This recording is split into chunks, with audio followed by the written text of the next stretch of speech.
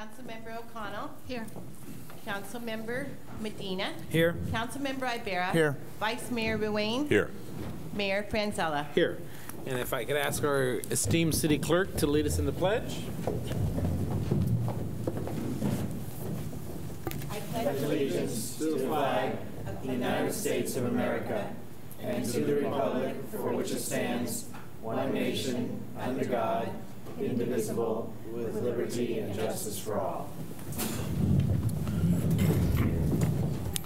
Are there any members of the public here this evening that wish to address the council on any items not on the agenda other than the budget item? Seeing none, we'll move on to the purpose of this evening's meeting. It's a study session to review the upcoming budget. City Manager?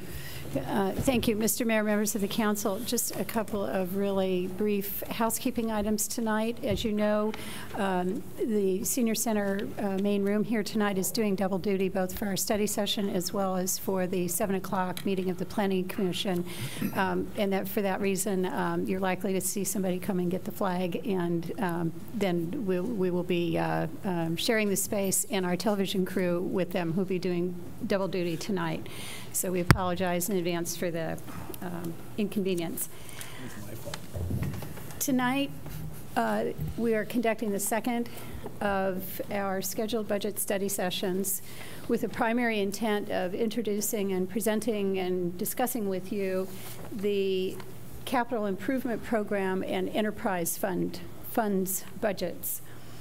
Before we move into a presentation of those budgets, we wanted to give an opportunity for the City Council to discuss, ask any remaining questions, or make any comments regarding the general fund budget that you reviewed at your study session on June 8th, last Monday night. In front of you, we've distributed 2 documents that provide what we believe is a complete transcription of the questions and comments that we received both at the study session on June 8th as well as subsequent to the study session, and both on the general fund budget as well as on the capital improvement and enterprise fund budgets. Again, we've attempted to transcribe faithfully the question or the comment as we received it and to provide a thorough response. We have done this in order to streamline your opportunity to review and understand the budgets and to be confirmed that we have heard, hopefully understood, and responded adequately to the various comments that we've received. Obviously, you don't have an opportunity to review this in detail right this minute. But if there is anything either from this list or from your continued review of any of the budget documents, and in particular the general fund, we would be happy to take those comments or questions now prior to moving into the enterprise fund budgets. Questions from council? Through the chair. Councilmember Medina? Yeah, a few things. First, I wanted to thank staff for allowing me and them independently outside the budget study sessions to ask many questions. Mr. O'Leary himself spent 2 hours with me going over items, which I appreciate their time. A lot of those questions were answered. Some of those are in the document that were just presented, but I want to thank them for that. And obviously, knowing of the economic challenges and the seriousness that we have, I didn't want to detract from the bigger picture of what we're dealing with, but I didn't want to ignore the smaller items and questions that I had. So since I went outside the normal format, I wanted to go ahead and just update the council on some of the areas that I had brought up, some of that are included in here and some that have already been answered, which had to do with postage or being deleted from one year to the next. Alarm costs down in one division but remain the same in the other departments. Legal service costs, medical exams, supply and tool costs, communication costs, gas and oil costs, verbiage on line items, identifying all publications, subscriptions, having all meetings and conferences, abbreviations, and costs spelled out. Also, in regards to regular part-time pay and overtime pay. Those are some of the areas that were discussed. I also would have a recommendation to the council that under the city council budget, we consider the elimination this year of the $5,000 remaining in the community promotions, and also a deletion of $4,000 in the special projects for appreciation events for the budget. That would be an additional $9,000 that would bring it up to a 19% decrease in the city council budget. Also, one thing that was very noticeable in the community services and the senior services was the regular part-time, which was up significantly to the average eye. And I would just ask the staff if they could explain that so anyone seeing that from the outside could understand why such a significant increase because of the way that it was reallocated.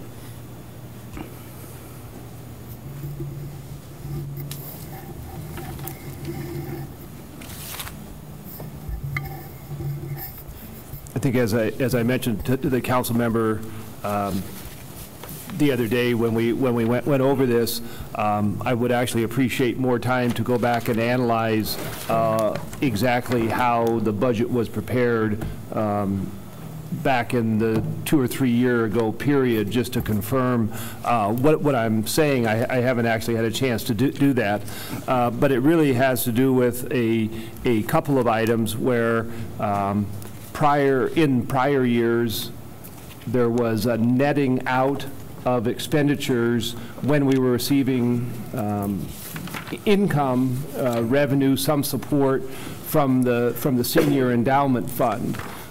We no longer are netting that out. We're showing the revenue coming in and we're showing the full expense. In addition, there were 2 positions that have been added. They were part-time positions. Additional time has been allocated for those in the current year budget and in the proposed 09-10 budget. And then the final thing that affects that is the again, a budgeting change where the senior, the bus driver and the nutrition coordinator, they were budgeted in separate accounts. We used to have those in the area on aging fund, and now they are in the general fund. So I believe that explains the variance, but I would like to go back and have a little more time to confirm exactly the structure of the budget from several years ago. And I think that is an answer that I think is very well put and explains that. And it's also, I think, worth noting about what the senior services does as far as their fundraising and what they actually contribute toward the overall facility here, and the items that are in here, they help actually pay for it so the general fund isn't attached to it as in addition to some staffing components. And I think that's worth noting just because they do contribute a lot of their time, whether it's bingo, whether it's other aspects, that a lot of volunteerism goes into ensuring the success and minimal costs for this division.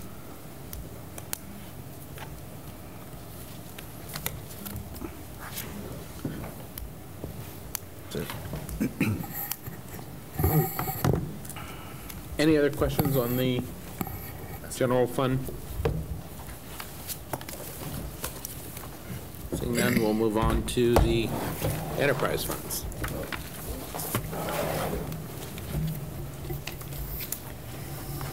Great. Thank you, Mr. Mayor.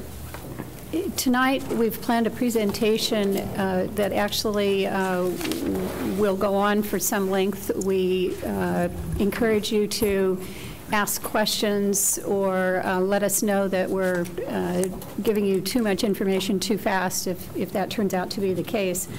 We wanted to try and make sure that we were able to get through the entire overview of the capital and enterprise fund budgets tonight in order to make sure that you have plenty of time at your convenience and your schedule to discuss and make any comments or changes that you would wish.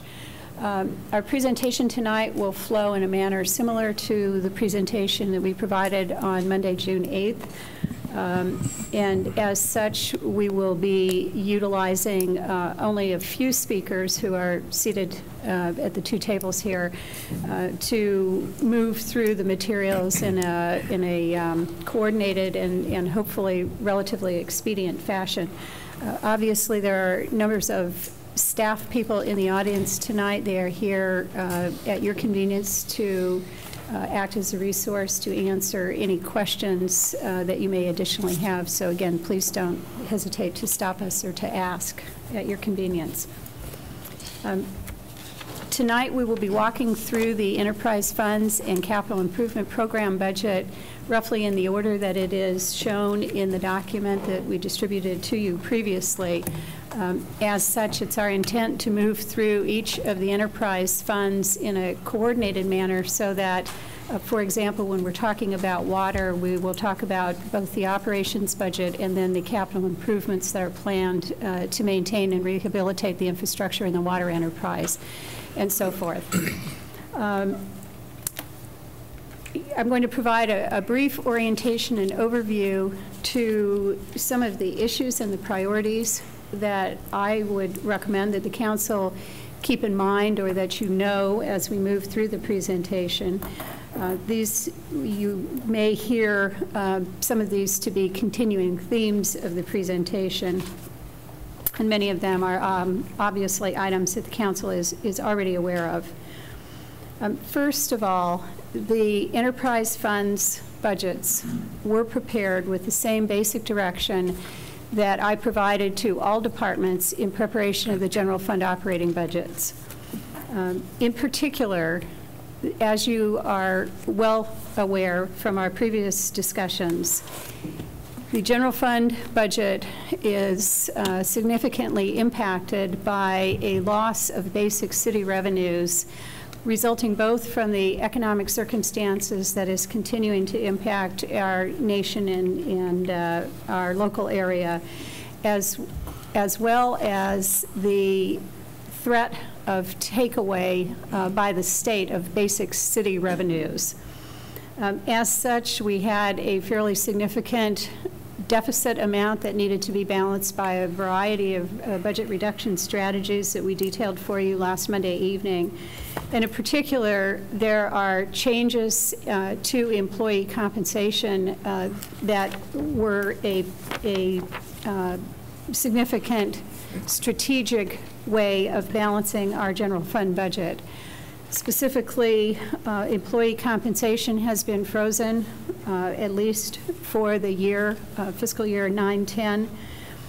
And we are currently working to implement a furlough that would further reduce employee compensation for the budget period. Again, I applied the same direction to the preparation of the enterprise fund budgets as I did to the general fund budget, although the enterprise funds, as you are well aware, are funded by user fee revenues for the most part, or specialized dedicated revenue sources, and therefore not as specifically or directly impacted in the same way that the general fund revenues are. And what I mean specifically is that in each of the enterprise funds, all employees whose work effort is dedicated to enterprise activities and whose salary is paid by those dedicated funds is being treated in exactly the same way as every other employee in the organization. Compensation freeze and furlough are being applied to all employees in the organization, irrespective of the manner in which, or the funding source that contributes to their salary. So we have done what I would suggest to you is a good job of containing all personnel costs in particular, but again, that direction extended to any and all operating expenditures, and I believe again that we have done a good job of containing and controlling any and all discretionary expenditures that are related to the operation of the enterprise funds. Secondly, although this particular threat was not immediately, had not yet popped into the radar screen when we talked to you last Monday, or was just becoming on the radar screen, there is a continuation of threat by the state to balance its very significant budget deficit problem by taking local revenues. And this time the talk, in addition to the conversation we discussed with you last week, In addition, there is an emerging threat that the state would consider taking local gas tax revenues. And as we'll discuss further with you this evening, gas tax revenues are a significant component of the operating budget in our streets division, funding costs related to day-to-day repairs and maintenance of our critical transportation infrastructure. Although we believe that this threat has the potential of being averted, it will be something that continues on our radar screen for the near future, and maybe something that we come back to you with a separate action item to address this issue head-on with the state and make clear the impact that San Bruno expects to experience if this occurs. Thirdly, we'll be talking to you tonight about capital improvement projects that are intended, that are recommended to you as priorities both for the coming year as well as for the 5-year capital improvement program. We've recently discussed in detail and will not be retreading areas that we've already discussed with you. The overall 10-year plan for capital improvements, but would just call to your attention that with our recent rate increase discussion, we detailed a need and an intent to move forward with an aggressive repair, maintenance, and replacement program for our utility infrastructure. You'll see continuing discussion about that tonight. At the same time as we continue and embark on new utility infrastructure rehabilitation projects at the Council's direction for a moderately aggressive program in that regard, I need to call to your attention, and you'll see later in the presentation as well, that a critical area of our capital improvement needs remains largely, if not virtually entirely, unfunded, and that is the need for major repair and potential future renovation and or replacement of the city's facilities that house our administrative operations, our fire department, our corporation yard, housing our maintenance operations, et cetera. Unfortunately, due to continuing financial constraints, the city of San Bruno has had little ability to place significant amounts of resources into some sort of a reserve for future capital renovation and replacement needs. This remains a significant and continuing critical issue for our future priority setting and planning. And lastly, in that regard, now is a good time to plan for San Bruno's future, this being only one of a number of critical issues that confront us as we move forward with limited resources into the future. You'll see in the capital improvement program that there are a number of study projects that are proposed. These are proposed with a thoughtful consideration of the needs that confront us and the need for a careful and methodical, strategic, and implementation planning process so that we can take the ball into our own hands, chart our own future, as opposed to allowing circumstances and in particular resource constraints to manage us. We believe that unfortunately the long-term future is one that will demonstrate hopeful economic recovery, but that recovery is likely to be relatively slower and longer than any of us may wish. Again, now is the opportunity for us to look forward, to plan, and to determine how best to situate ourselves. If we can do that while economic times are tough, we can certainly take advantage of improvement when that occurs. With that, I am going to ask Clara Fabry, our Public Services Director, to give you a brief overview of Public Service Department operations, and then we'll go into each of the enterprise funds individually with a review of revenue and expenditures and issues in each. I am just checking the mic if it's on. It's on? Mayor, council members, good evening. The Public Services Department provides essential basic services to the city residents.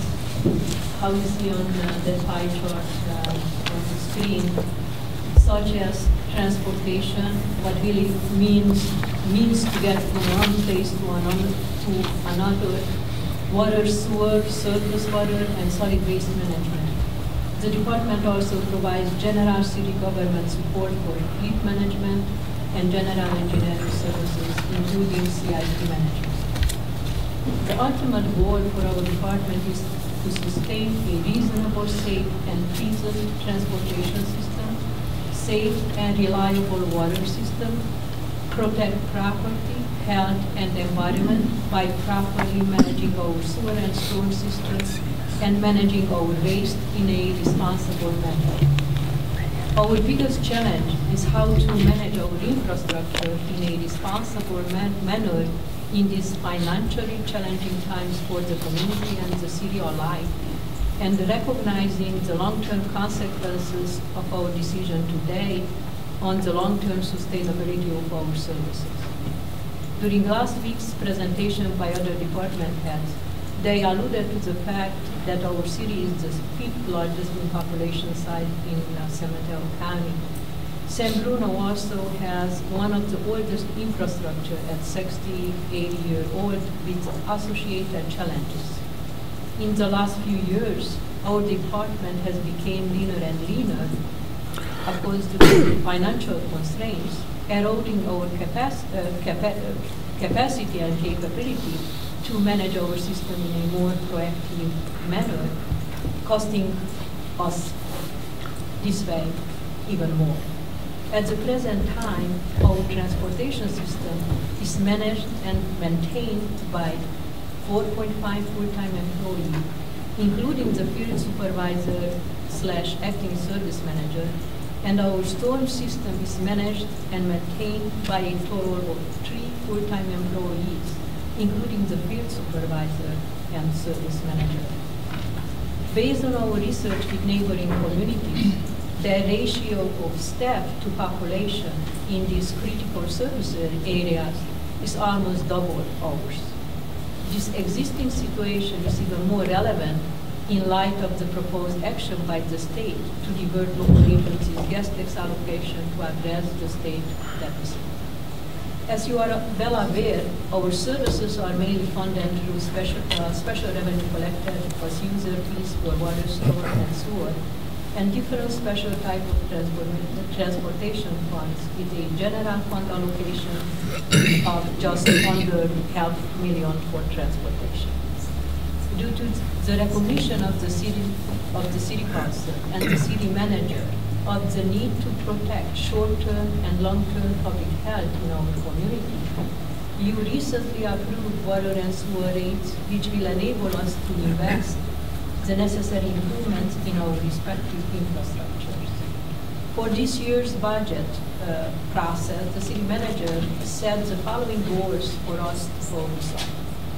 Reduce costs in all areas of city operation with minimal impact to city services, and to include as much as possible sustainable reduction. Having these short-term and long-term goals as a guide, we recommend the following strategies which are incorporated in this budget. Reassign, clarify, and increase management responsibilities for system and asset management to guarantee service sustainability for transportation, water, sewer, and store. Taking advantage of the opportunity of having a management position open and recognizing the need to protect field personnel, you recommended elimination of that position and increasing responsibilities for 5 existing positions. This action will result in a substantial cost savings and will have the benefit of more streamlined responsibilities. Reducing the number of managers might result in a longer response time to certain requests. You can see on the screen the two organization chart before the recommendation and after the recommendation. One other strategy implemented in our budget proposal is to collaborate with neighboring agencies to increase efficiency. You are entering in a contract arrangement with the city of South San Francisco to maintain our traffic signals, resulting in a cost saving and higher quality services. This strategy already is in place and was implemented in the last month. One other strategy included in this budget proposal is taking a first step in developing our budget based on outcomes and programs which will result in long-term sustainable efficiency improvement in all areas of our activities. Lastly, but certainly not at least, one other strategy is cost containment. As you see from the budget document, almost all of our operating proposed budgets are under last year's budget for all enterprise and non-enterprise funds. Exception-based borrowing, which has a much higher treatment cost included in our operating budget this upcoming year.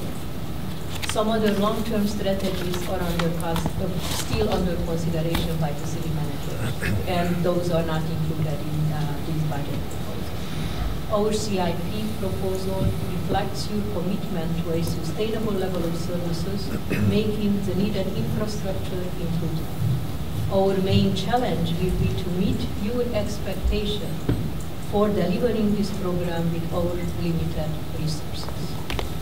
All of our departmental employees have a very strong commitment to minimize as much as possible any further erosion to these essential services in these challenging times. This concludes my comment, and I will give the floor to Jean. I could just insert for one moment. There is no additional information in the presentation regarding the proposed reorganization. I realize that the slide is difficult to read both on paper as well as on the screen. So I would welcome either now or later any questions from the City Council, or if you would like a more detailed presentation, we're happy to provide that to you. Through the chair. Just on the reorganization, and so your comments are that it would be a substantial cost savings.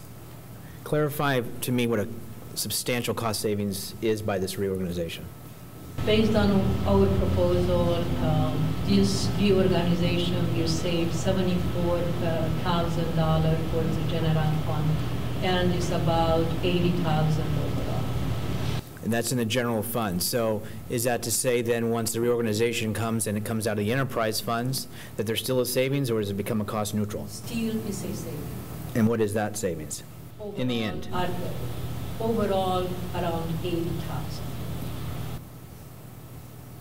So you're taking 8 positions, saving 74 from general, you're moving it over to enterprise, elevating certain positions from field supervisors to managers. So you're elevating one manager even up higher, and you're telling me with all of that done, you're now saving even more?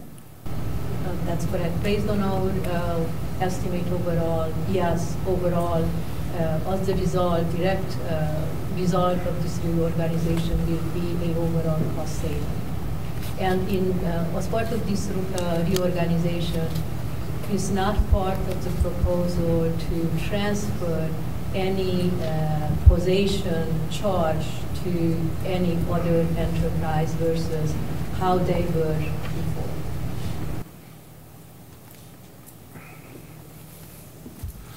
So I'm not seeing it, but okay, we can go further in the meeting. What's creating most of your savings? Overtime? No, that basically eliminating one position, which is the service manager position, and dividing the responsibility of that position, plus adding additional major additional responsibility to other fine positions, and increasing with a certain percentage the existing salary for those existing 5 positions. I guess that's what I'm not understanding. If you're saving 74 and you're increasing 5 others, then to me, I don't know how to even increase more. And maybe it just needs to be shown to me in some other way later.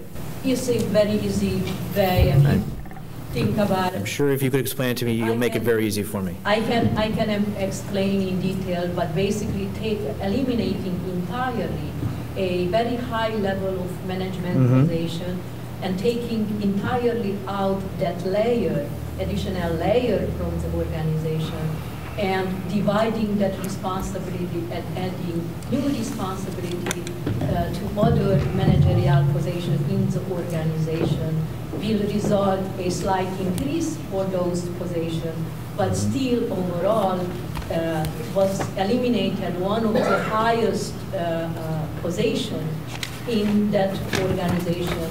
The savings is still substantial. So you're about 80,000 overall, about 74 of its general fund. Correct.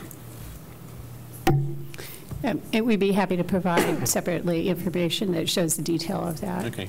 Okay. Any other questions? Yeah. Okay. Okay. We're going to move into the enterprise funds now, and again, in the order that they appear in the budget document, starting with the water enterprise. Mr. Mayor, members of the City Council, I intend to go through 3 of the enterprises, water, wastewater, and stormwater, in the manner that we walked through the general fund at the last session, talking a little bit about revenues, talking about the makeup of the expenditures that are proposed, and then I will make some comments about the capital improvements proposed for the enterprise fund as I go through it. So in beginning with the water fund, you see a chart that shows revenues over several years. Expenditures is the second line down with a diamond, and then the triangle is the separate from the operating expenditures, which is the middle graph, is the capital expenditure. And so you see capital expenditures are proposed to increase from last year's level by about $4.6 million. In 9-10, you see the remaining gap between revenues and expenditures. The revenues are projected at about $9 million this year. If you look at the operating expenditures and the proposed capital, it actually adds up to a greater amount than the revenue that we're anticipating in 9-10. And the reason that that can happen is we're actually looking at about a $2.5 million reduction in our fund balance. The going-in fund balance is about $6.5 million in the water fund. At the end of the year, we're projecting it'll be about $2.5 million. So that is how we're able to spend this amount beyond what would be anticipated revenue for the current year. The next slide shows the makeup of the proposed expenditures in the water fund. I just want to point out, you see personnel services here as 15% of the total, and I just wanted to compare that to the general fund. When we were describing the general fund, which is the basic municipal services, is about 65% is the total for personnel services in the general fund, but because of the materials purchase, water, for instance, and the capital improvements, the percentage that the personnel makes up of water enterprise is relatively small. Supplies and equipment and operations makes up 9% of the total budget. A large item there is utilities, and that's utilities for operation of the wells and the pump station. So utilities is a significant cost. Water purchases, you see of the total budget, 17% is water purchases, primarily from SFPUC. And then lastly, the total budget is made up about 41% of capital projects. Nearly half of the total expenditures is that $4.6 million that I was just describing for capital. The next shows the main categories of expenditures that have changed between 08, 09, and 09-10. And again, the increase in water purchases is the largest increase. You see it's 11% between the proposed budget and the budget for the current year. comes to a $184,000 increase. Then all of the other categories generally show decreases: personnel, the internal allocations, which again is the allocation for the garage or for the equipment reserve, and the self-insurance fund. Utilities are down, and you see the various percentages that the various budgeted expenditure categories have dropped, again indicating the close scrutiny that was applied to both this fund and other funds in making budget reductions. The financial summary for the water enterprise again shows the beginning balance of 6.5, shows the ending balance proposed at $4.1 million, and you see again the revenues just slightly over $9 million, and you see the total expenditures of about $11.4 million. So that is the essentially the operations of the Water Enterprise Fund. The next slide shows the capital projects and just gives information regarding the infrastructure investment and improvements in the water system. First, just wanted to describe, this had come up in an earlier meeting, about really what has the infrastructure seen over the last 10 years. And just in very brief summary, we have replaced about 3 miles of underground main lines over the last 10 years. We've replaced 1 well and brought 1 new well online that really represents 36% of our pumping capacity. And we are nearing completion of the pump station at Maple. And again, that's shown as substantially completed in 08-09. It will be completed here in the next few months in the upcoming year. You see again what we would say are the highlights for the capital improvement. Probably the Mastic Avenue water main replacement is the single most significant project that we'll be taking on. Again, there's pump station number 4 and the beginning actions for replacement of tank number 3. Those are the physical projects that are important to the capital budget. Again, the groundwater management plan and the groundwater sustainability study are less tangible but very important work product that we'll be working on in the current year in order to maintain the overall viability and the operation of the water fund. On the last slide for water shows new capital projects that have been put into the capital budget this year. In some instances, those are in future years. In several instances, they are based on need analysis actually included in the current year. So that's a brief summary of the water enterprise, and I'd be glad to answer, and the department I'm sure would be glad to answer any questions the council has. Any question on the water fund? Through the chair. Thank you. I just have a couple. On the standby power generators on page 2-51, because it's part 2-51, I was very confused. We spent some, we were going to spend more, but now we're not going to spend it because why? Because we can't use those kinds of pumps, generators? 51. So in previous years, we had done some placements of standby generators at a few key areas. Regulations have recently changed that are issued by the Bay Area Air Quality Management District, and having standby diesel generators may not be the best solution going forward. So that money was sort of slated to pay for more diesel generators, which may not be the best outcome. So what our plan right now is to take this next year to assess what other methods may be available using perhaps natural gas or some other source that could be used instead of diesel generators, given their stringent regulations for the Bay Area Management District. Is there any, are you guys looking at biofuel?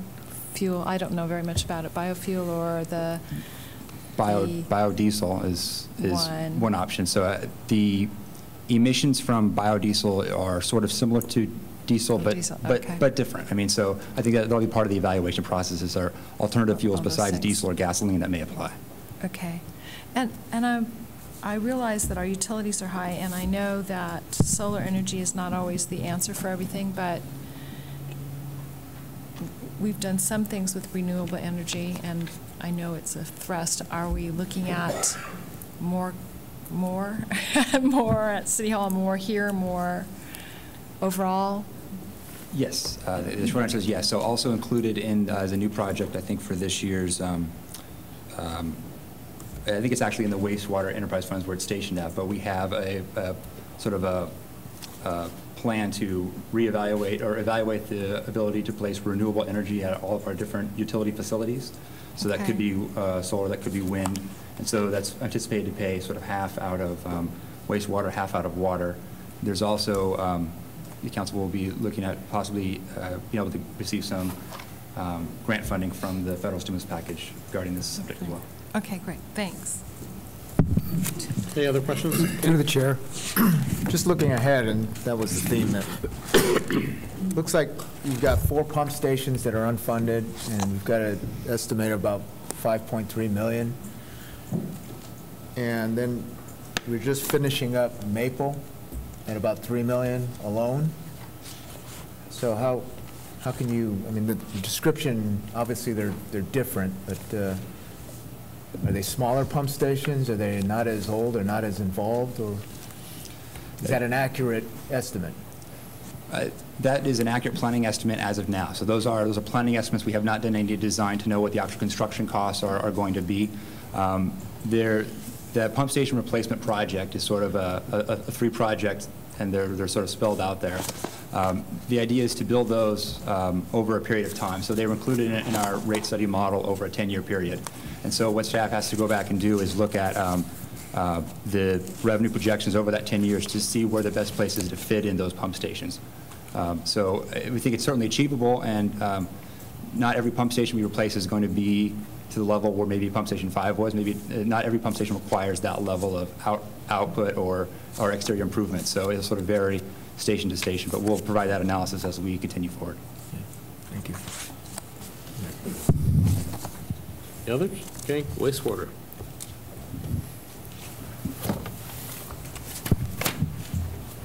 Looking at the revenues and expenditures for wastewater, again, the expected revenue for wastewater is about $10 million. You see an increase in the proposed spending for capital projects. The total proposed is about $3 million in 9-10. And again, I just want to point out that the 2 expenditure lines are exclusive of each other. The operations line is exclusively operations, and the capital improvement is exclusively capital improvement. So again, adding the 2 together, again in 9-10, proposed total expenditures are exceeding revenues for the year, and again, that is fundamentally done by a reduction in the fund balance.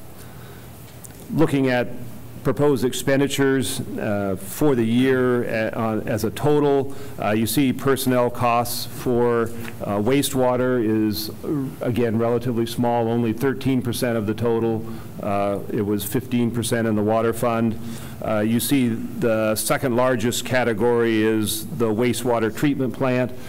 This is funds that we provide to South San Francisco for the operation of our treatment plant that we share with them. And then 41% of the total expenditure total is for capital improvement projects. Again, that same amount as the same percentage actually that's in the water fund. If you look at the line item and expenditure category changes year to year, you see that there is a 38% increase for South San Francisco charges. The charges have increased, but they actually haven't increased that bad. The 0809 budget amount did not take into consideration, or we didn't have when the budget was prepared, South San Francisco's budget last year for the treatment plant, so that $2.7 million really understates what the expenditures were proposed and are occurring by South San Francisco. So it's much closer to $3.4 million is the correct number for 0809. But I think it is fair to say that over a 2-year period, in fact, the operating costs at the plant have increased by the 38%. So that is, again, a substantial portion of the total. Again, back it was 33% of the total back from the other chart. Again, you see the number of areas where there's reductions, including the internal allocations, and going down the list, down to utilities again, there's substantial savings in utilities, both in the water and the wastewater side. So that's the changes that have occurred in the expenditure total. The next slide shows, again, the financial summary. Again, the reduction in the fund balance from $2.7 million at the beginning of the year, which is the year-end total estimated for 0809, and then for June 30th of 2010, an anticipated $1.2 million fund balance. Again, you see the revenues of $10 million and the overall expenditures, including debt service, of $11 million.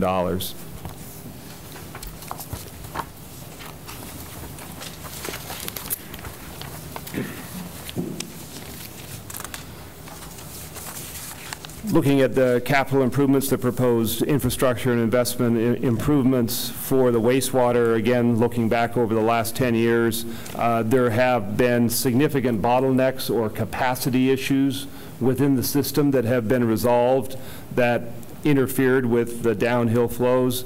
We have replaced about 4 miles of underground pipe. There's about 100 miles in the city, so we've replace actually 6% of that, replace the Sharp Park pump station, and then eliminated the need for the Crystal Springs pump station, which has had the effect of both reducing utility and maintenance costs. So that's really what we've accomplished over the last 10 years, and going forward, or I might just mention the 3 projects that were substantially completed. The last one, really, the Rolling Wood Sewer Relief Phase 3, probably the most, one of the largest and most significant of the wastewater projects that has taken place in the city's history.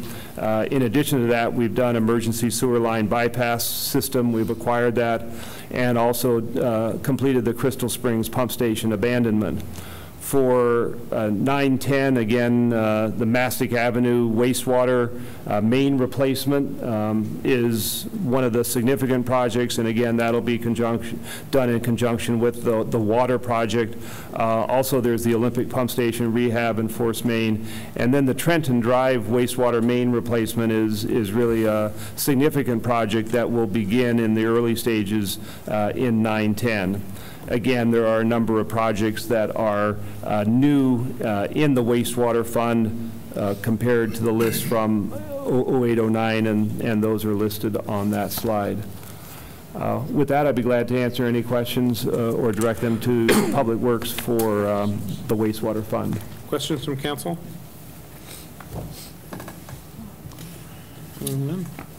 Moving on.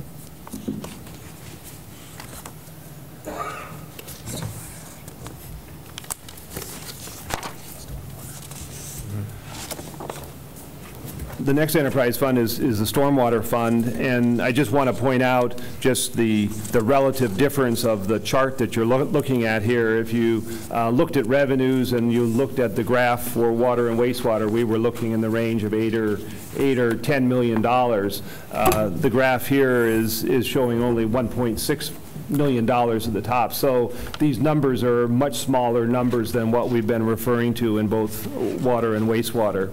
Again, on an operating basis, you see the relative closeness to the lines for operating expenditures and the revenues.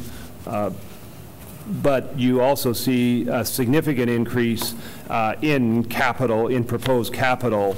It's going from less than $200,000 in the current year to almost $1.4 million next year, again, vastly exceeding the annual revenue that we're receiving, and again, requiring the drawdown of fund balance. As far as the expenditure breakdown for the proposed budget, 73% of it is capital, based on the major capital proposals that we will talk about in a second. This also includes the street sweeping and inlet cleaning and the downtown pressure washing. These are the activities that are included in the stormwater fund. And again, the capital is focusing on landslide mitigation and drainage improvements.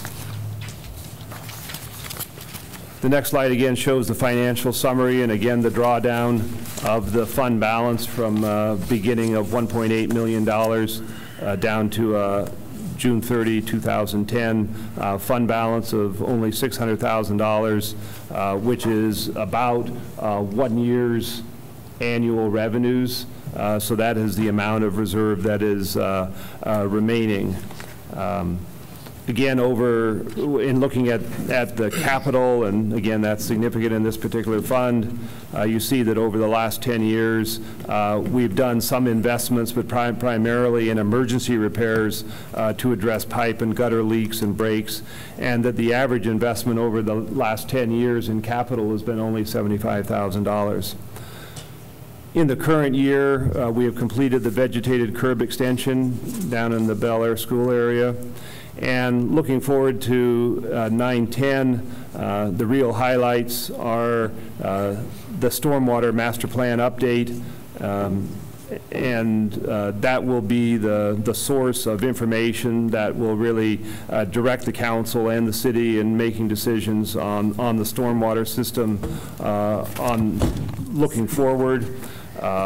There's physical work of the San Antonio drainage improvements, and then a substantial project for landslide mitigation. That is really tied to the stormwater system. This perhaps is, I mean, there is not an ongoing stormwater revenue that can really address the landslide issues that the city faces, but this is a beginning of addressing the landslide conditions that the city faces, and so this is beginning to address that. Again, I'd be glad to answer any questions before we move on. Through the chair. I guess it's safe to say we try to manage the stormwater down to the channels, but we don't have any control over the actual dredging of those channels that go out to the bay, and they've given us headaches in previous years. Any money allocated for any type of coordination in here with that, or is that just something that is in fact an overhead expense with a bunch of phone calls to try to get other agencies off their duff? That is indeed a difficult situation that is addressed very briefly in the manager's letter that accompanies the enterprise fund budgets, and it is one that will require focused attention during the coming year. In summary, the city operates its stormwater system, it operates its collection system as stormwater is received and then directed to the low-lying points of the city, where it is then becomes the responsibility essentially of the county flood control district, who is charged with properly discharging the stormwater away from the city in order to avoid the potential for flood hazard and the associated potential for damage to persons and property. The difficulty is that while our stormwater enterprise itself exists on a amount of revenue which is received from San Bruno residents that is at a very low level and has not been increased in many years. And is, as Mr. O'Leary has identified, becoming increasingly insufficient to address the variety of needs and challenges that the city faces in its portion of the responsibilities. There is even a potentially greater challenge that exists within the flood control district. And just very briefly, the flood control district collects approximately $250,000 a year for operation of this specific area that's the vast majority of San Bruno is served by. The flood control district is responsible for the operation of 2 pump stations and for the clearing of the ditches that I think you're referring to in the lower areas of San Bruno. Just to be very blunt, the difficulty that they have is that they are substantially underfunded in order to be able to produce the type of improvements that are really truly necessary in order to adequately convey stormwater and to meet the needs of the reasonable needs of San Bruno with respect to flood control. We have had some initial discussions with the flood control district. There have been challenges in that communication in the past, but I think that we are in process to try and more precisely identify and identify the issues and to try and troubleshoot alternatives for solution. But these remain to be very difficult issues for both of our agencies. Thank you. Any other questions? I do. Irene? A couple things. First of all, the vegetation curb extension at Bel Air School is very attractive, and it's very effective. When it was constructed, they did a report back to CCAG, and they showed the construction. And when the first thing was, it rained, so the water seeped up and it stayed there, and it didn't go on the street and it didn't flood, so that was great. And then they finished planting, and then it rained again, and it did it again. So it did what it was supposed to do. I'd love us to be able to do those in other places in San Bruno, and I have a couple of thoughts that way. There's a piece of land that's at the intersection of 7th and 5th Avenue, and that is a section that floods fairly often, not greatly anymore because we've done so many improvements, but it does have standing water. That piece of land, I believe, is the city's. I'm not sure, but right now it has vegetation on it, and maybe that would be a good place to, again, go for the next round of grant money for that particular project. And maybe there's other places in the city. If anyone has a chance to see how effective this is and in a bigger scale, the city of Brisbane has redone their city hall, and the whole city hall is surrounded by this type of vegetation. It's very attractive. It's low maintenance. It's designed to seep up the water so it doesn't get in the storm drain. So it's something to look at and to aspire to, I think, because I think we might be able to do it here too. And this is one of those funny little things that has a bigger question to it. You have in here on page 119 that we do construct sandbags for residents, which I know people use. And through all the years that I've been here, it's always been there. The firemen distribute them.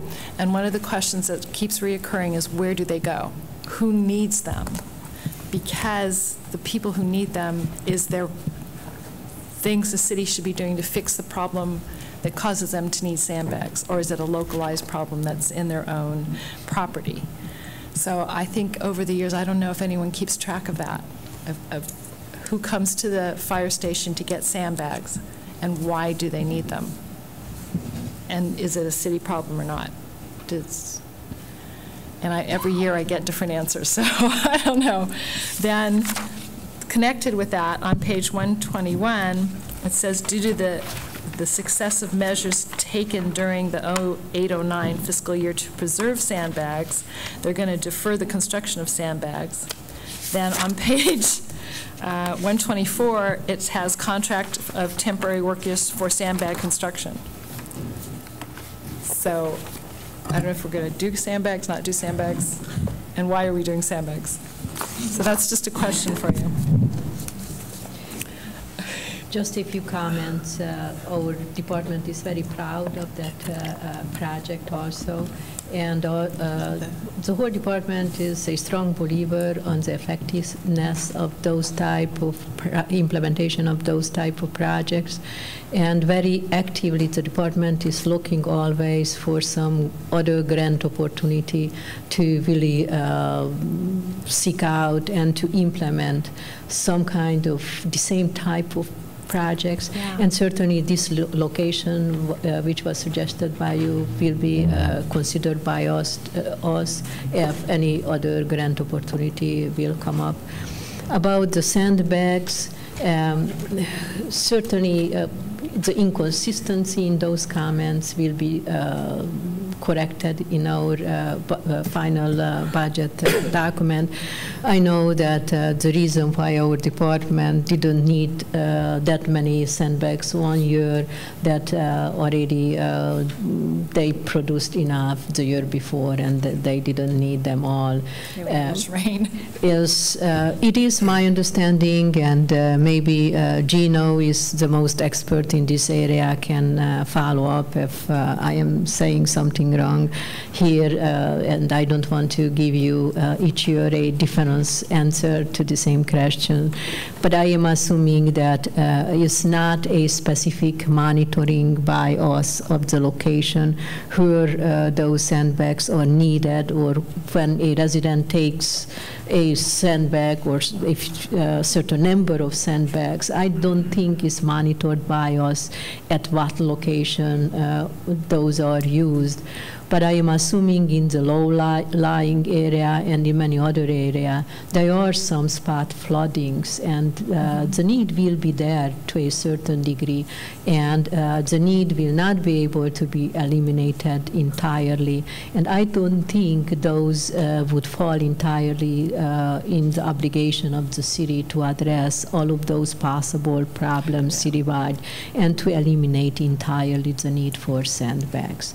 But will be our intent to monitor more closely to see where really the major use for that sandbag, and to assess if any possible improvement can be implemented. Even as part of our stormwater master plan development, Jim O'Leary alluded to, and the city manager also, to the fact that this is the biggest project, the upcoming biggest project for our department.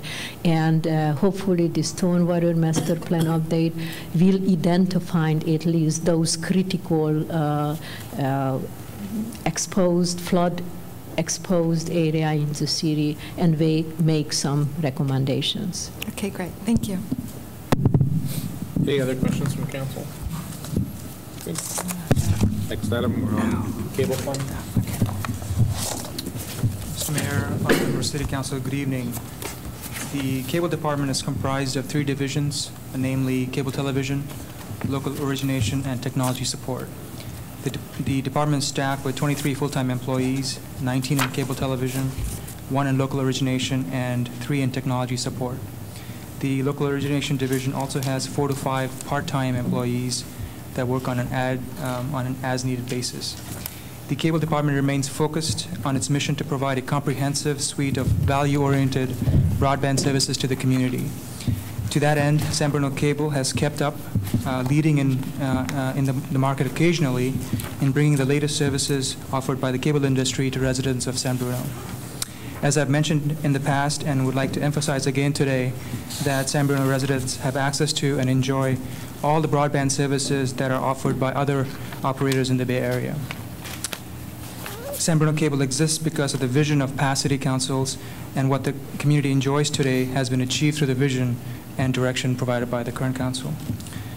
Revenues have been growing at San Bruno Cable over the last few years.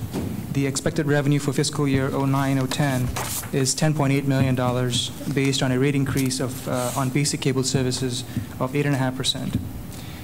Rate increases have generally been below 8% in the past few years, but due to an extraordinary programming change and license fee hike imposed by Comcast Sportsnet, the rate increase is being required, the rate that is being required for fiscal year 09-010 is higher. As you are aware, Comcast Sportsnet split the programming content of the Comcast Sportsnet Bay Area channel into 2 separate channels, leaving the Giants and Warriors on the Bay Area channel and moving the A's and Sharks to another channel called Comcast Sportsnet California. This split in programming was accompanied by a license fee rate hike of 133%. So other programming costs are also increasing on average by 7%. But the Comcast Sportsnet increase has skewed the average increase in cost, raising the total to over 15% over last year. Next slide, okay. The annual rate survey continues to show that San Bruno Cable is maintaining a value-oriented pricing. In comparison to Astound and Comcast, San Bruno Cable's service is 3.4% lower than Astound and 19.2% lower than Comcast. Even though San Bruno Cable is contemplating comparatively a higher rate increase of 8.5%, the rate increase amount of $4.15 is a penny lower than Comcast. So despite the higher percentage, in terms of dollar value, it's still lower. Next slide, please. What you're viewing now is a 10-year comparison of subscribers. Homes passings have increased with the addition of Marisol and Crossings developments over the last few years, but have also declined from the loss of treetops a few years ago. Basic cable subscribers have also declined by over 20% over the last 10 years due to increase in competition from satellite service providers. Satellite has been first to the market with an HD product and have also led in the area of international programming and sports programming. They have certain exclusive deals with programmers that give them a competitive advantage, and they've had that for a very long time. Just to provide some perspective to this loss of subscribers, all operators have experienced significant losses over this time as well. The cable industry as a whole enjoyed a 55% penetration to households just a couple of years ago. Today, the industry penetration has fallen to 51%, 4% lower than a few years ago. 10 years ago, when there was no competition, San Bruno Cable enjoyed an 80% penetration to households. Today, that has fallen to 61%. Despite this decline, San Bruno Cable continues to enjoy a 10% margin over the industry, 61 versus 51%. Over the 10-year time frame, San Bruno Cable has increased revenue-generating units by 42%, as demonstrated in the chart. We've added up several other new services that have resulted in the gains.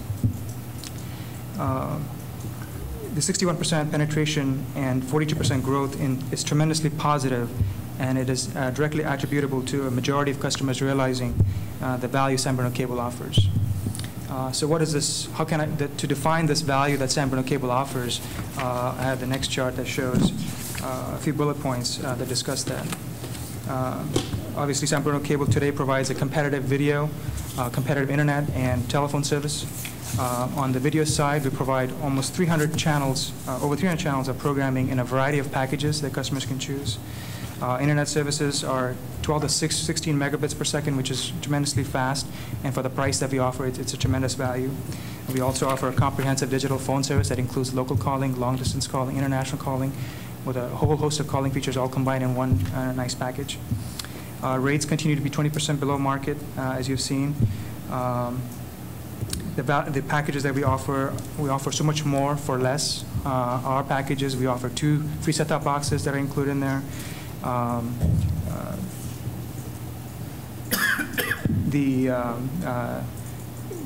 In terms of packaging, customers can choose a variety of packages. If somebody were to go to Comcast, they offer only a certain amount of packages that you can pre-select, but we offer a whole host of packages, a variety of combinations. The diversification of services has enabled us to have a stable revenue growth over the last 10 years. Over the last 5 years, they've gone up 42%. The investments that we've been making over the last few years has created a state-of-the-art digital cable system. This investment will ensure the long-term viability of the cable operation and provide a platform for further diversifying products and generating revenues from other sources so that we can continue to provide this value pricing to our customers. Also, having a municipal cable operation is a unique situation that no other city in the Bay Area enjoys, and also it's a unique opportunity for us as well. This also provides the community to buy local and invest in the local community as well. So those are some of the value that having a municipal cable operation afford at San Bruno. Next slide, please. This is just a composition of the expenditures of the cable fund. The two key areas are obviously programming expenses and personnel costs. Programming expenses, as I mentioned, are increasing at least this year has increased at a higher rate given the situation with Comcast. The capital improvement costs have gone down over last year as we are coming down with some of the major investments that we've made in the cable operation. On the operating cost side, we made certain efforts over the year to reduce recurring costs. We deployed the DAC, local DAC, or digital access controller, to manage our own set-top boxes. That reduced about $70,000 in recurring costs. We also earlier talked about moving from IBBS to Z-Quorum, changing the internet services provider. There, we're looking at reducing costs by $62,000 on an annual basis. Next year, we'll be looking at converting to hits, taking our programming directly instead of through hits. There, we're going to be reducing costs by $30,000 annual costs. We looked at negotiating a variety of circuits for internet services. There, we're going to be looking at saving about $36,000 in recurring costs as well. So those are some of the things that we've done in terms of managing our costs. This chart really shows the significant impact, the increase in programming cost, and like I said, it's directly related to Comcast in this case.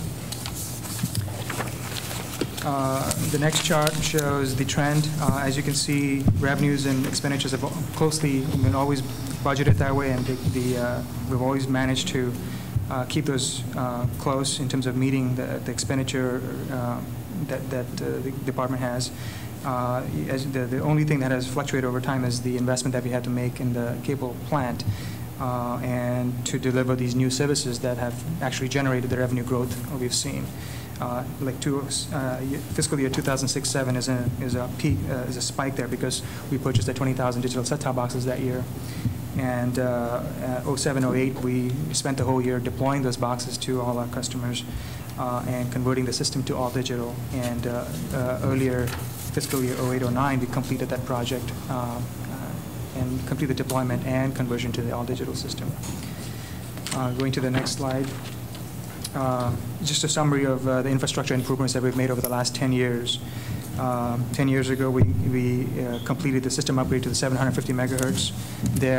Through that upgrade, we gained a third of more capacity through that improvement. We've also invested in internet equipment, providing higher and higher speeds for our customers to keep up with the market and also to meet customer demands. We've added VOD, invested in high definition equipment. We also invest in video on demand services. Today, customers enjoy 2,200 hours of free or pay-per-view content over the VOD system. We completed the digital simulcast and then subsequently to all digital. By doing that, we enhanced our system capacity by 2/3. What that enabled us to do was also offer our customers 100% digital quality video services as well. And then just last year, we added 123 new channels. A breakdown of those channels are in your package as well in the accomplishments page. For next year, we're looking at adding a redundant or secondary video on demand server to increase video on demand content from 2,000 hours to 5,000 as the content increases. And we're looking at the investment into purchasing high definition set-top boxes, DVRs will continue into the future, cable modems, and phone adapters as that segment of the business continues to grow. I'll get back to the new business opportunity after I've talked about this last slide. These investments that we've made over the last few years in the cable infrastructure has resulted in about a $1.9 million fund deficit. It's investment that we've made into the system to provide these advanced services to our customers. Next year, for fiscal year 09 or 10, we're going to incur another $141,000 in deficit, mostly resulting from this increase from Comcast, the increase in programming cost. So we also conducted a 5-year projection, 5-year pro forma statement projection for the department. And if we were to operate at the current operating level, not doing anything differently, just operating as at this current pace, current level of activity, over the next 3 years, we'll have our debt paid off, and over the next 6 years, we would be at a positive cash flow position, not doing anything else. But we met with the ad hoc council, city council ad hoc cable committee several times to discuss a variety of different options. And one of the things we talked about was launching a commercial data and video, telephone services to the businesses. There's about 1,500 businesses in San Bruno, a big opportunity that we have not explored, and providing services to those businesses provides a great opportunity for San Bruno. So the ad hoc committee has provided direction to pursue that. So in the July-August timeframe, late July timeframe, we'll be coming back to the city council with another presentation on that, and will be in addition to this budget. So this budget, as prepared, does not include any new business opportunities. So with that, I conclude my presentation. I'll take any questions you may have. Questions, council? Through the chair. Councilman Medina? You were talking about comparison of rates with Comcast, if I heard you correct. But as I'm understanding, Comcast is not allowed within our boundaries, correct? Comcast is allowed within our boundaries. It's a choice that they have made to not be in San Bruno. Okay, because we don't have there's not an exclusive franchise. Okay, but in essence, we have Dish. That's our competitor. So what is the price comparison to Dish? Why would we not use somebody who we actually are in competition with so we can have an actual, correct assessment? Yep. The reason why we do not compare directly to satellite is because the way we package our products. Satellite is a little different in terms of how they package their products. They have a top 100, top 50, top 150 packages. Cable traditionally has offered a basic cable service, digital cable service. The way we package our products is a little different. So to do a direct comparison to them is like comparing apples and oranges. It does not translate to a fair comparison. But in your statement earlier, obviously, we are reduced in our subscriptions that we're having, maybe not in the internet, that's obviously flourishing, but as we have in the cable. So it's apples and oranges, but in essence, our subscribers are going down, whether we have some developments that aren't established yet or what have you. And you're putting about 20%, you said, decrease. And every time we look, there is a continued decrease. And so I'm wondering, what are you attributing that decrease to then? The 20% loss has occurred over a 10-year time frame, and it's mostly contributed to competition, like you said, at satellite companies that have been providing services. Satellite has grown at a tremendous rate. They went from about 5 million customers 10 years ago to 20 million customers in today. So over the same time frame, there has been some development of new homes, et cetera, but a lot of that has been companies taking from cable. So cable has essentially lost a lot of market share over the time frame. What we experience here has also been experienced, like I said, industry-wide. The household penetrations have gone down from 55% to 51% as an industry. We're talking millions of customers here. In San Bruno's case, we've lost 2,000 so customers over the same time frame. But comparatively, we have maintained a higher level of penetration to households. We have been enjoying about 60% of customers taking San Bruno cable versus in a Comcast or another system taking only 51% of customers taking services from their local provider. So we enjoy a 10% margin compared to others. So that kind of shows that people in San Bruno still value the services that we offer. Now, and so then technically right now we are obviously spending more than we're taking in, and the projection is that'll occur over the next 3 years, and then you finally would foresee that changing. Is that accurate? Over the next 3 years, we'll still have to pay the debt off that we incurred to buy the set-top boxes. And after the debt has been paid off, there'll be further additional positive cash flow generating to pay off the deficit over the 6 years. If we don't do anything else, just continue operations as it is, over 6 years, everything should be paid off. There should be no deficit. But I think there's an opportunity for us to do something and to write off this deficit sooner. Okay, thank you. Through the chair. I had almost exactly the same comment, the same question. I think our residents are very concerned about how the rates compare with the competitors, even though they can't get that service, Comcast. So, I realize that AT&T is probably, they're going through and installing their system now. But I'd really be interested to see why the bulk of these 2,000 customers that have left San Bruno Cable to more than likely go to Dish, go to satellite. Why? What? I mean, is it just out of the question to start comparing packages with Dish? It's not really a question. I think it's not a question of pricing. More so, it's because satellite companies offer the teaser prices to get customers, and then after the teaser price term expires, the rates go up. And over time, satellite companies have now also, the fact that they've gotten to a certain level of subscribership, now they're looking at doing rate increases as well. Some of the latest things I read was they're doing 9% increases for satellite companies as well. The reason why we've lost a lot of customers over time is cable came late to the party with regard to HD product, with regard to international programming. Satellite companies have always enjoyed the ability to offer a lot more product because of this, because they're not limited by hard plant infrastructure like cable is. They were able to deliver satellite directly to somebody's home. So we were limited in the capacity of different products that we could offer. So satellite could offer, they offered multitude, like if you look at Filipino channels, they offer 15 Filipino channels. If you look at South Asian channels, they offer 15 South Asian channels. So a lot of customers flock to satellite because they could get the fare that they're looking for. We weren't able to do that for a very long time.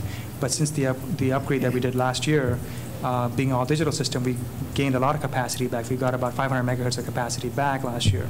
And through that, we were able to expand the international programming. We were able to expand the Canales pack. For example, we added 40 new channels to that package.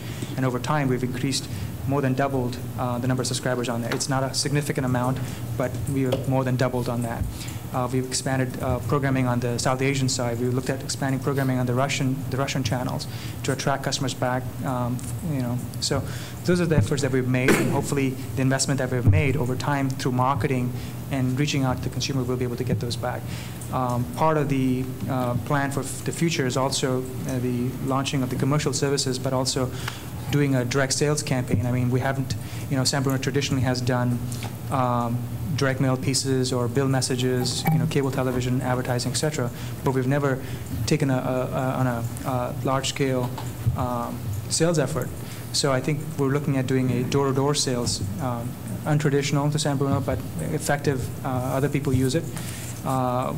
Through the research we've done, we could generate. There's about 5,000 households that we don't currently serve, and given some of the people that we've talked to, we can generate close to 1,000 customers over the next year, upgrades or new service.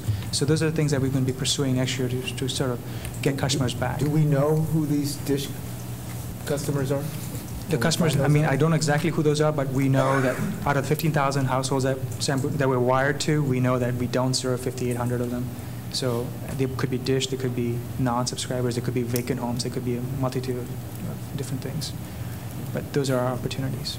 Through the chair, and just finally, I'll finish after this. Obviously, in this aspect, it's very much as far as customer service. We're selling a product. We want to ensure the success. We want to ensure satisfaction. And also the cost that it takes once we lose a subscriber is enormous when you calculate that off down the road. And I'm hoping at any time when there is some termination of this agreement between the resident and the cable, that there's some documentation, something noted, so that we can go back, we can assess, we can learn, and we can grow, and we can improve in order to meet the demands and the needs of the consumer. Actually, we do ask the customer why they're leaving. A lot of times they say moving out of town or moving to satellite, so we do make some notifications within our billing system for what that is. have we done it consistently? Do I know what all 5,800 customers have done? I can't say that, but we'll make an effort to do that on a consistent basis going forward. Thank you. Okay. Any other questions? Okay.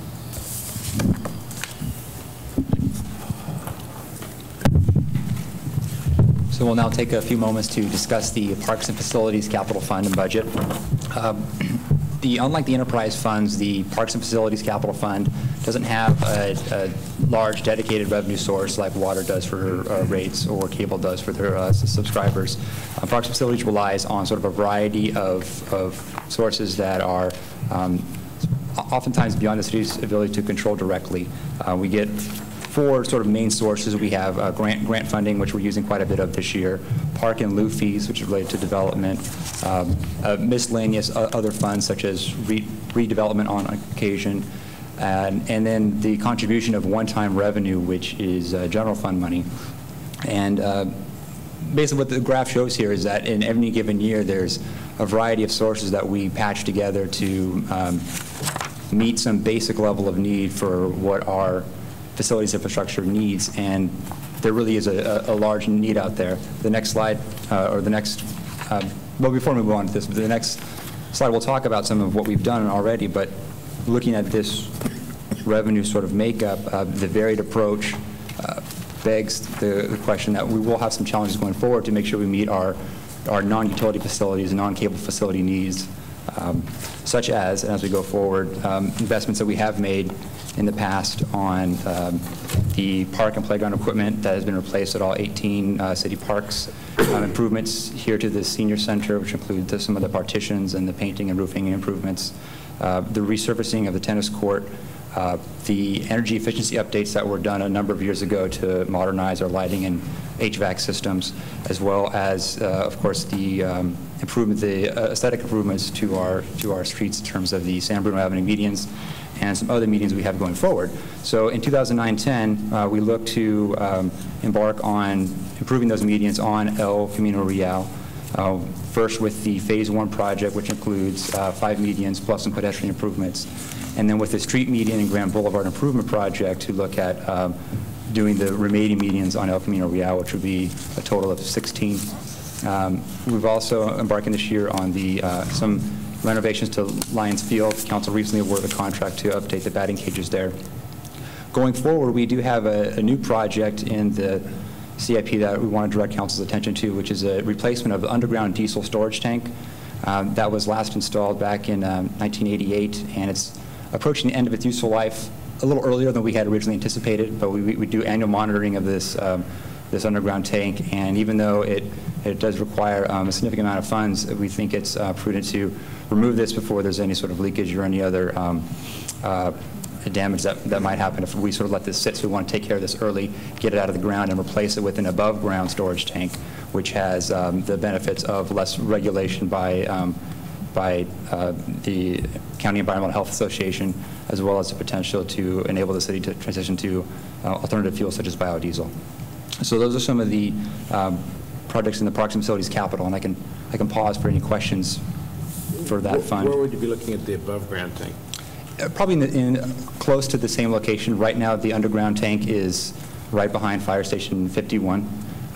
So ideally, it would be closer. We haven't identified specifically, but there's space to put a above-ground tank sort of nearby. It's about the same size as the existing above-ground tank is there now for the gasoline. So it's a relatively, small footprint and doable within the confines of the backyard. Any other questions? Through the chair. Councilwoman O'Connell? On this budget, there's a lot of kind of a wish list of all the different things we want to accomplish, and I noticed that one of the big things that is not here that I believe should be here is the new library, and I propose that we put that back so it's not out of our thoughts and strategize. I had a question about, and I think it's on this one. Let me double check. 188. Oh, the master plan, facilities master plan, community facilities master plan. Don't we have like 6 of those? What is this one going to do that the ones we don't have, that we already have, haven't done or don't do? Or is this more inclusive? It is my understanding that the city never had a facility master plan developed until now. This really would, the intent of this facility master plan would be to identify priority, long-term priority facility need for the city, and to try to develop strategies and recommend strategies for funding, how those priority needs in long term would be possible for the city to meet. This project was included in our last year budget, and through the city manager budget reduction strategy back in January, this project was postponed and defunded, so to speak, but was still left in our budget, recognizing the need to have this kind of long-term vision and to come up with strategies to be able to implement those or to address those needs. This would be the case even with the library, exactly how you mentioned before, to include back the library. This master plan would include and would identify the need for any facility, including the library, and would develop strategies how the city would be able to implement those. Okay.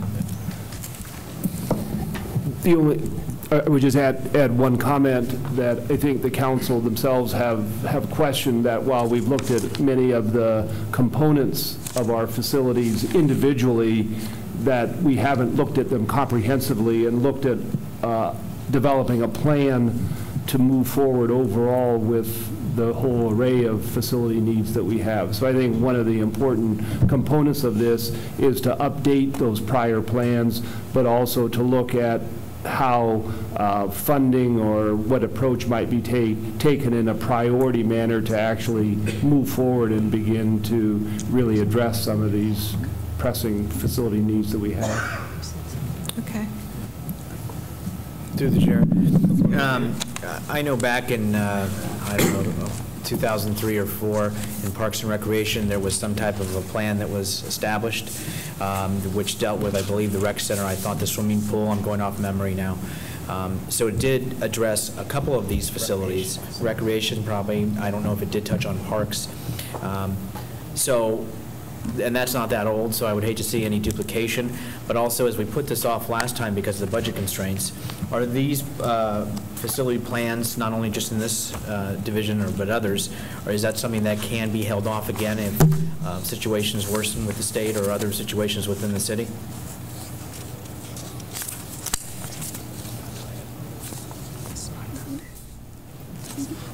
The capital program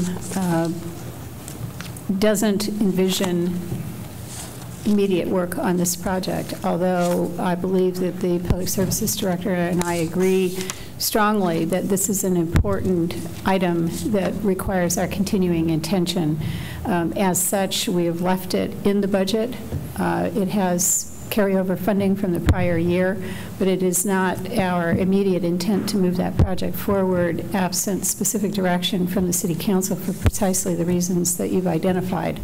Going to the first part of your comment having to do with the Parks and Recreation Facilities Master Plan, that document was in fact completed in 2003, and it does continue to guide certain improvements related to park-related and recreation-related facilities and infrastructure, if you will, more specifically and directly related to parks. There is a huge additional territory, if you will, of city facilities that I mentioned earlier, including the Corporation Yard, both the parks as well as the Public Services Corporation Yard, fire stations, City Hall, and library, that although there has been bits and pieces of work done in a variety of areas, most particularly on the library, there is really no coordinated or thoughtful or strategic planning that has been done for those critical facilities into the long term. So that's what this was really envisioned to accomplish. It's, I do agree that it's important to keep it documented and alive on life support. But I don't believe that we should go through, and I think we need to stop and say, how do we want to go about this, instead of RFP, and master plan and all this stuff.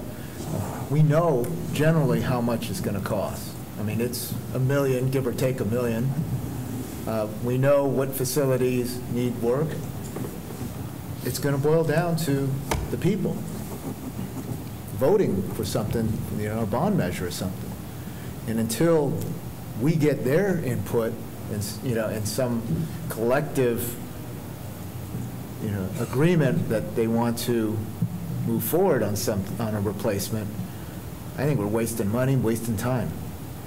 I mean, I don't know what's coming in the future, obviously, but I don't know if $200,000 this year, next year, whatever is something well spent. We spent a lot of money trying to market and get a library built. And as much as that may still be valuable information, I think the next step is getting support. So. Any other questions? Okay, moving on. Move on to the Streets Capital Fund. Some of the investments made over the last 10 years for our transportation infrastructure. We've repaved or reslurried about 12 miles of city streets. Approximately breaks down half and half, 6 miles for arterial and collector streets, about 6 miles for neighborhood streets. We have made major improvements to the intersection at El Camino Real and Sneath. And just recently we had the completion of the new traffic signal at San Bruno Avenue and Shelter Creek. So those are some of the investments we made over the last 10 years. Going forward in 09-10, we have some more paving that we're going to be able to do.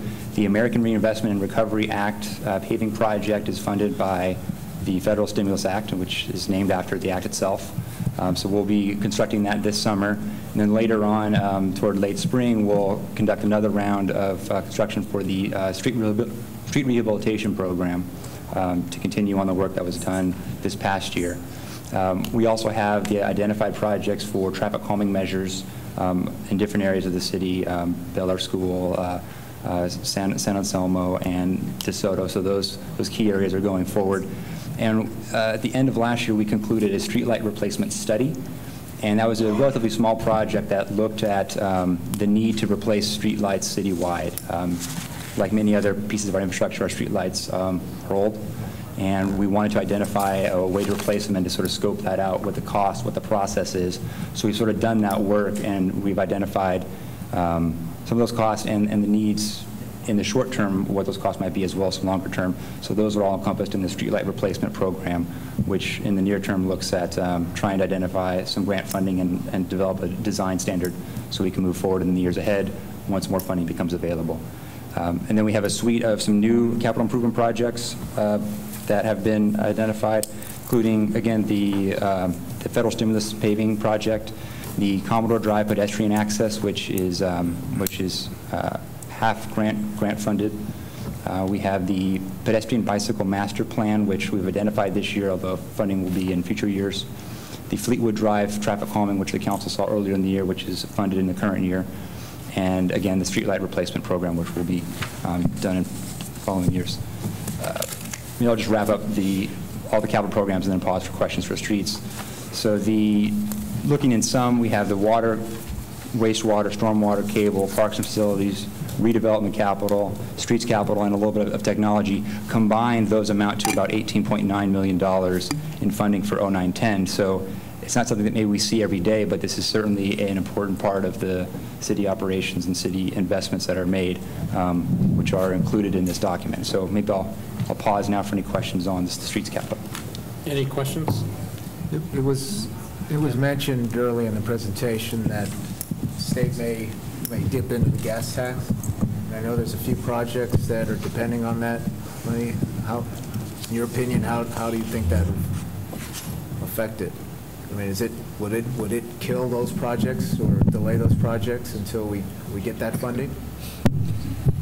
At this time, wasn't really any internal strategic discussion how that possible gap will be filled, but how you saw in the budget document still is a reasonable fund balance available in transportation funds, even projected at the end of this next year.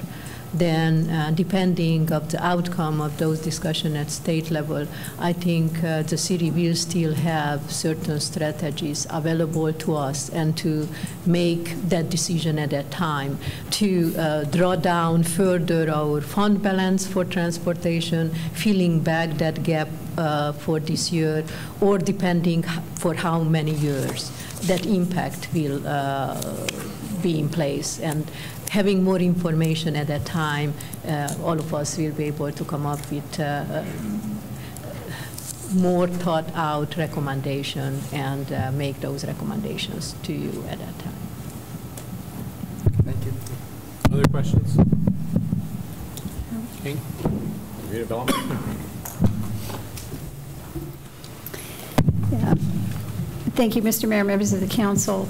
The first slide in the conclusion to our presentation, which is on the redevelopment fund, identifies the historic growth in tax increment revenues to the redevelopment agency. As you can see by the bar chart, there has been a very substantial and regular continuous growth in tax increment revenues that is accruing both from the project area in general, which is the lower part of the bars, significantly from the crossing development, and most significantly from the transfer of ownership in more recent years of certain projects that have been built at the crossing and the commensurate reassessment of those properties. And lastly, from the improvements, and you can see very, very directly, beginning in 2006, 2007 in particular, the first full year of the operation, or after the completion of the improvements, or the new improved Tanforan, shops at Tanforan, so the crossing and the Tanforan redevelopment projects being a very significant component of the overall revenues to the redevelopment agency. Similarly, this is a story that we've told you before. This chart is one that you have seen before, at least as it relates to the recent previous years. In particular, the message here is an understanding of the comparison between the projected tax increment revenues for each of the years back to 2001. Actually, this story remains the same if you go back all the way to the inception of the redevelopment project back in 1999.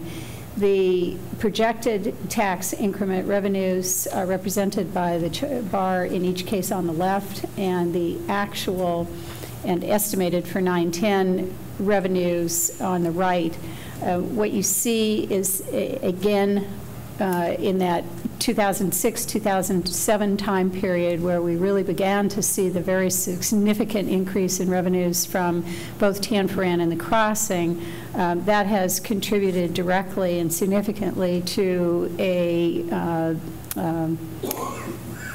change in the, now we're receiving more than we actually projected at the inception of the redevelopment project. And again, as you can see from the chart, we would anticipate that continuing on into the future. So I think we can say that redevelopment has demonstrated substantial positive results consistent with your strategic intent in implementing redevelopment in San Bruno. Overall, budgeted revenues or budgeted expenditures for the redevelopment agency in fiscal year 9-10 are consistent with those in prior years and include most significantly our obligations to pass through to other agencies. That is the first and primary expenditure that comes right off the top of tax increment revenues as they are received by the agency. And those payments represent roughly 50% of the agency's overall revenues. And you see in the slide here, I won't repeat them, the number and the variety of taxing entities that share in the tax increment revenues. The next slide intends to provide you with an overview of both revenues and expenditures and the ending balance for the two different types of the segregation of the tax increment revenues. As you know, 80% is eligible to be used for operations, and 20% of all tax increment revenues retained by the agency are segregated into the dedicated purpose for production and support of low and moderate income housing. You see here that revenues, again, are expected to exceed expenditures in each of those funds as they are currently budgeted and continuing to contribute to a positive increase in the year-end fund balance. That, along with the expected continuing growth in redevelopment revenues and the turning point which was achieved in 2007-2008, where redevelopment revenues are now exceeding the cost of providing services to the redevelopment agency, gives us the opportunity again to look forward and to identify specific strategic initiatives that this council, is sitting as the agency board, intends to address via redevelopment. First, we will be completing in this next fiscal year, and more specifically by the end of the coming year, by December of 2009, the 5-year implementation plan. This will be the second of the required 5-year implementation plans. This is the opportunity. It is also the requirement under redevelopment law that the agency each 5 years identifies specific projects and action items that are intended for completion in the coming 5-year implementation period. The purpose of the implementation plan is to keep the agency on track with the goals and objectives that were identified in the original redevelopment plan, and to identify and to anticipate new needs which are reasonably and strategically incorporated as part of the overall redevelopment plan. The completion of the transit corridors planning process, which is currently underway and which has generated a great deal of positive enthusiasm and energy within the community as it has continued to progress over the last 6 months. Completion is anticipated for roughly the end of this year, beginning of 2010. At that time, the City Council and the Redevelopment Agency Board will be able to take a hard look at the recommendations that are generated through that planning process, and to identify specific intangible improvements to revitalize the downtown and the key transit corridors that are the subject of the transit corridors planning process. Again, this will be an opportunity to evaluate productive and beneficial use of redevelopment tax increments for certain specific projects to move those key areas of our community forward.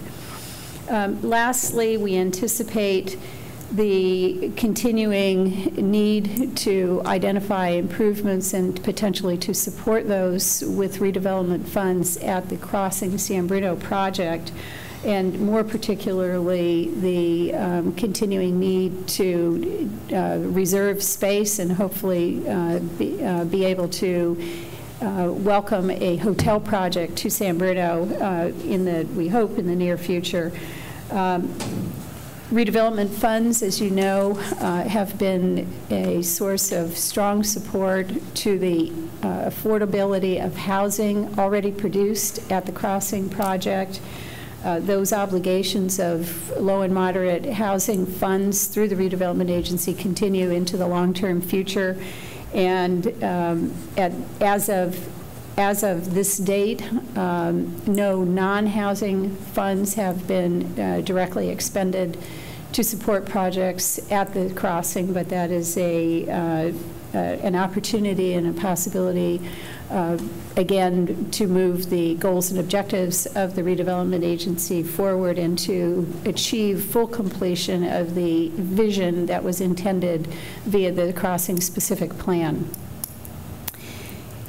At this time, we have completed our presentation and communication to you of all of the things that we think are most important for your consideration in the redevelopment, in the enterprise funds and the capital improvement program. We stand ready, as do the other staff in the audience, to answer any questions or to hear and integrate your comments. The last piece of this process is final presentation of both the general fund operating budget as well as the budgets that you've heard about tonight for the enterprise funds and the capital improvement program. We will present those to you on June 23rd at your regular City Council meeting, both for a public hearing opportunity as well as for your potential action to approve those budgets. That would put you well within the procedural timeline for adopting a budget prior to the conclusion of the current fiscal year on June 30th, and in anticipation of moving into the new fiscal year as of July 1st. With that, we are available to support your discussion or answer questions. Any questions from the council? Through the chair. One was going back to police from the last study session. Excuse me. My question is I'm wrestling with the process and the thought that we could be potentially eliminating 3 positions within the police as police officers. Mm-hmm. What would it do if we went ahead and eliminated the 2 and froze 1 so that a 3rd is not eliminated and therefore kept it on, I'll call it the radar on the books? My concern is once we eliminate, obviously I think it's challenging for it to enter back in and on the books. I'm just wrestling, and this is an idea I'm throwing out, to have 3 officers eliminated, and that's just a suggestion, and I don't know what that would do or not do to the overall budget proposal as we stand today. First, I would like to specifically clarify a comment that you heard at the last study session in the chief's presentation, and that was he made reference to a understanding, first of all, that he and I have, as well as a small amount that has been included in the salaries portion of the police department budget. That amount is $50,000 that is not otherwise attributable to any individual person's salary. As we build the salary and benefit budgets each year, we carefully evaluate the cost of each position that is authorized in the city's staffing program. We have added this year $50,000 to the salary account in order to provide an opportunity for the chief, with my approval, to address a pending vacancy that might occur, because as the chief indicated to you in his presentation, at the elimination of 3 officer positions, he believes that, and I concur, that we are at a critical threshold whereby a vacancy of an additional police officer position could put us in direct need of a very quick turnaround on filling that vacant position. So that's the first portion of my answer to your question, and not the direct concern that, or the direct suggestion that you've made. As to your suggestion, the freezing of one position versus elimination could have a couple of different effects. First, elimination of the positions has meant elimination, full elimination of the funding, except for that $50,000, as I previously indicated, from this budget. Those positions, those 3 positions, are not funded. Freezing a position could have that same effect. In other words, technically, a position that is frozen is not eligible to be filled and is not typically funded. By freezing the position, then using that line of thought, you would be signaling your intent to approve funding for a position when and if it became necessary upon recommendation of myself and the chief, or at least I'm assuming that's what you would mean. Alternatively, if you mean and you intend that that position be funded in the budget but not filled until it's needed, then we would have a additional deficit of amount of approximately $120,000 or $130,000 that would need to be addressed immediately in order to meet the council's objective for approval of a balanced budget. So if you were to do as you are suggesting, I would recommend the former approach. And that would be to freeze one position but not fund it, pending further review, evaluation, and a recommendation to the City Council. And I think that was made clear between the chief's presentation and yours, that obviously we're at a point, and if a vacancy were to occur, a retirement, that $50,000 will be utilized, and we can then speed up the process so that we don't have a lapse. And that was my intent. Was, again, my concern is that it's important to the community that we have a service level, and I know that we have budget constraints and difficulties and challenges, and I know it can't be funded the $120,000 right now. But again, once we eliminate positions, they do not surface back up, and I feel it's critical in that department that we maintain. Public Works wanted to remind us of what it was, a citizen versus staff member. Well, the police certainly have that same scenario, if not even more challenging from what they've had over the years. And we've increased in population. So that's why I really am wrestling and have a strong interest and concern in just eliminating the 3 without freezing and not funding 1.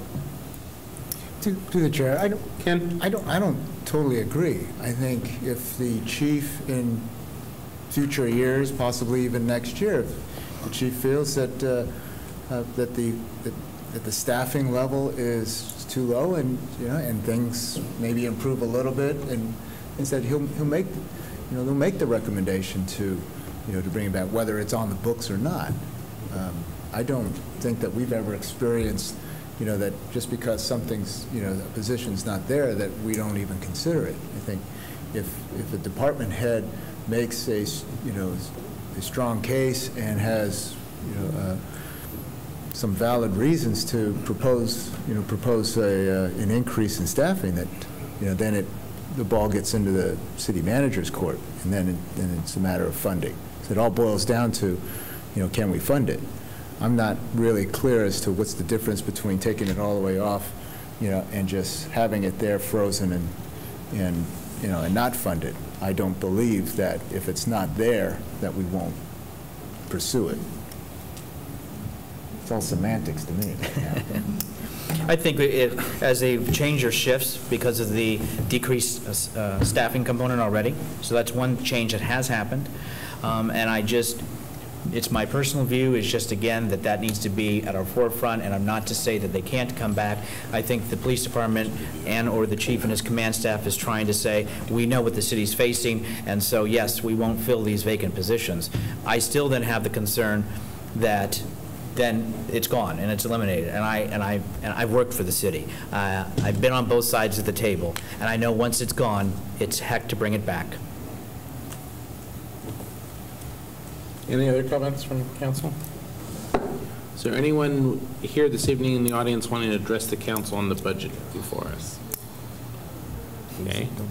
Hearing none, tomorrow evening's budget study session will be canceled. City Council will adjourn to the regular scheduled City Council meeting of June 23rd here at the San Bernardino Senior Center. Good evening. Thank you. Thank you.